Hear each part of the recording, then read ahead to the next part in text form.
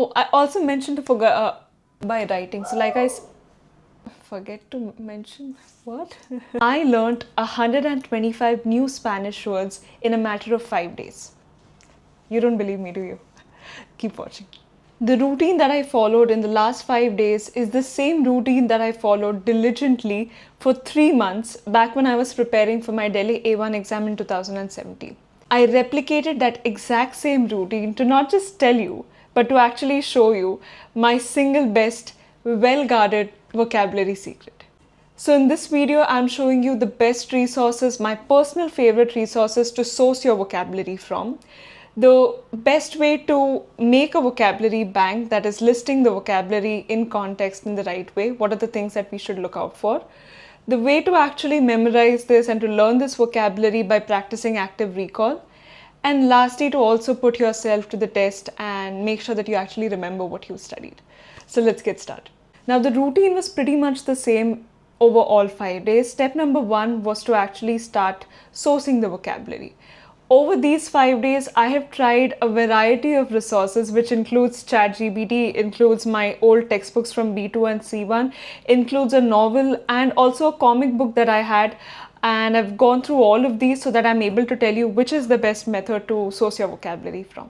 On day 1, you can see me source the vocabulary from my C1 textbook. I opened a random page where there was some text and I decided to read through and see if there are any words or any sentence structures which I was not aware of and to learn them then. Once you have your source of vocabulary means that you know where you're learning your vocabulary from. Could be a textbook, could be anything else. Okay, once you have your source, the next step is to start listing the words down and basically creating a vocabulary bank. Now for this, I personally recommend dedicating a notebook separately where you only have your vocabulary and not mixing this up with your other books. Okay, so if possible, try to dedicate a new book only for your vocabulary. If not, you can list this down anywhere, that doesn't matter. But yeah, once you have your book, I would suggest start listing down the words. Now, the 2 things to pay attention to when it comes to creating the vocabulary bank for Spanish is number 1, paying attention to the gender of the verb. As you know, the word can be a masculino or femenino, so make sure that you're learning it correctly, whether it is an L or la. Sometimes there are exceptions and it might not always be very obvious. So make sure you're paying attention to the gender. And the second thing to pay attention to is the context. This is extremely important. And this is the reason why it takes me more time to make my vocabulary bank than it takes me to actually learn the words. So what I recommend doing here is that when you go to your dictionary, word reference, Spanish are the 2 most commonly used dictionaries by me. When you go on there, try to learn this word with an example sentence. To give you an example, this happened with me. So one of the words that I learned was the word for soldier, soldado. Now this is pretty simple. I don't really need any context to understand what soldier means, okay, or what its word means. But there was another word, I remember, desenlace, which actually means the ending or the conclusion, el fin, conclusión. So I needed a little bit of context on this as to, you know, how is this the outcome, is this conclusion, how does this fit? So I went to the dictionary and I tried to look up a sentence as well, and I think it gave me me quedé dormida y me perdí el desenlace de la película. Okay, now I understand. What does it mean? Okay, the ending or the conclusion of the movie. So sometimes with some words, you might need to invest a little bit more time in trying to understand the context, whereas some other words are very simple to understand and they're very clear. So when there are words that you need a little bit more context on, I suggest making a note of that sentence as well. So I learn these sentences as well when I'm learning the word, because it helps me to know where am I supposed to use this word. Okay, it's no point learning something incorrectly, and definitely no point if you've learned something but you don't know how to use it. Now, when you're listing, how many words do we list, right? So in that case, this is my book. I wanted to show you my book as well. It's the same book that I was using even previously, but I ran out of pages on that copy, so this is just a fresh book. And if you see, what I've done is on each day, I only went on listing on one half of one side of a page. So this is what I did on Monday, the next Tuesday, and then behind I have. So one day was only, I think this is about 25 words the last I counted. And the reason with those many words is just because I could fit those many in my page. And I have been doing this system for quite some time now, for years now. So I know that my capacity is to learn so many words in a day. But if it is too much for you, that's fine.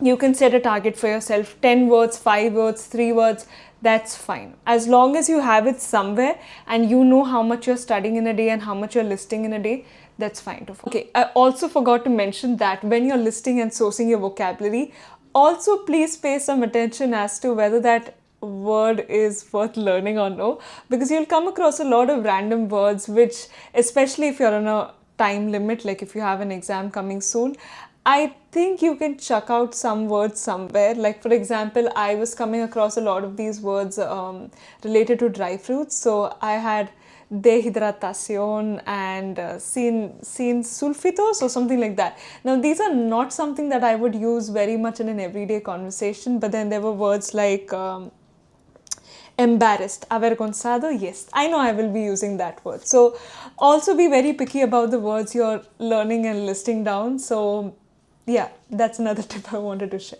So once you have your list, like I had mine, I stopped writing after I had my complete list, and then I would move on to actually memorizing and studying these words. So I would start with the first word on the list, learn what it meant. I write in English and then I try to, recall the word in Spanish. That's how I write it.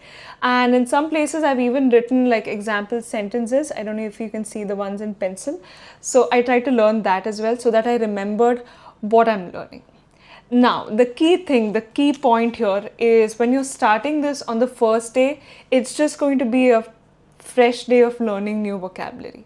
But the idea of doing this every single day is that when you go back on the second day, you try to also recall the words that you've learned on the previous day. So on the second day, the way I was learning was one word from here and trying to recall the previous word from here. So this method is somewhat active recall. I would say active recall is a method of studying when you try to recall what you've learned in different ways. So that worked phenomenally for me. Okay, I'm telling you in my experience, the first day of learning a new set of words is very easy. Okay, you know all of them, you've written them down yourself, so you also have learned it that way. But when you go back to it the second day, that's when you actually understand how much you have learned, how much you remember, and the ones that you don't know and you're struggling with.